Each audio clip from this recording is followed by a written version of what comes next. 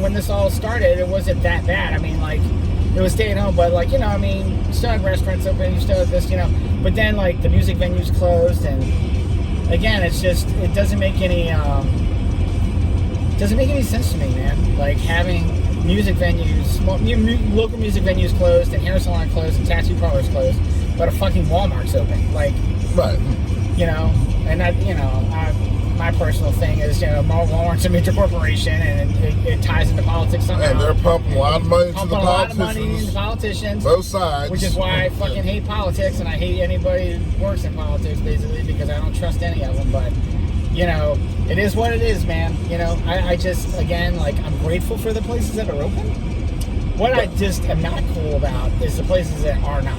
That should be, if anything, before these places that are open now. You know what I mean? And if we're going to lock it down, like I was telling you earlier, I think it's important that you give people the means to survive. Exactly. Because you can't be like, well, you can't work, and we're going to give you $300 a week for like unemployment, when maybe if you live in rural part of America, you might be able to get by with $300 a week. Right. But if you live in a major metropolitan area, right, and you have a family, and and utilities and bills and everything else. Yeah, exactly. That's the thing, man.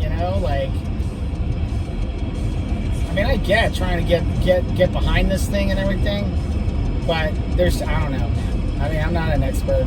I just know that closing the businesses, like seeing my friends like struggling to get by. The ones. I mean, now that I have a daughter too, when I see my friends struggling to have a kid, it puts things in a different perspective altogether. Yeah, I mean, it makes me want to just fucking knock out the governor, dude. Like, I don't know, he does not understand how to handle the situation in California, dude. He just does not know what the fuck he's doing, man. He doesn't know, and he's being very dictatorshipy about it. And setting these rules and trying to enforce them, and then he doesn't follow them himself, That was just like the mayor in Denver, back around Thanksgiving. Everybody has to stay home, and don't congregate more than 5 to 10 people, whatever. And then somebody saw him get on an airplane at DIA to go to Mississippi for like Thanksgiving. Yeah. I was like, come on, man. Yeah. Hair salons are closed, but then fucking Pelosi goes into a fucking hair salon with no mask on, whatever. Right. I mean, that's the thing. I mean, I have no faith in politicians right now. They're all corrupt. Yep, they're all fucking corrupt, dude. You know what I mean? Like, generally speaking, that's my feeling. I'm not an expert, but based on what I'm seeing and hearing and how people are reacting, I only know what I know, and I know I don't like what I'm seeing. So, I think that you have some people that go into politics with the best intentions. I'm going to go in and change this. I'm going to go and change the world, and then one of two things happens. Either they get in and they see how corrupt it is, and they're just like, well, I can't do anything with this, and they get out. Yeah. Or they get subdued, they get tempted, and then hooked in by the power and by the money. Yeah. And so, you can see one person's views on one thing when they first get in, and then it kind of completely changes. After they've been in for several terms. Right. And, again, my feelings and thoughts and opinions are all based on just what I see and hear. Right. I don't have 100% confirmation on things, I mean, obviously one of the oldest rules in the book is don't believe what you read on the internet. But when you read shit, whether it's true or not, it's disturbing enough just to read it. You know what I mean? But, like, when I see, when our governor, again, enforces these rules, no dining in restaurants, and then he goes and fucking dines in a restaurant with fucking 10 of his fucking cronies and runs up a $50,000 bar tab. And that was up in Northern California, right? Yeah. Like he lives there. He lives there. Yeah. And then he has the nerve to, when he gets caught, he's making some so-called quote-unquote apology. He has the nerve to say that he was outside dining. It's like, how fucking stupid do you think we are, man? Like, we know you're not. We're watching the video, dude. Like, he doesn't give a shit. That doesn't look outside to me. He doesn't give a shit about the citizens of our state, dude. He does not fucking care, man.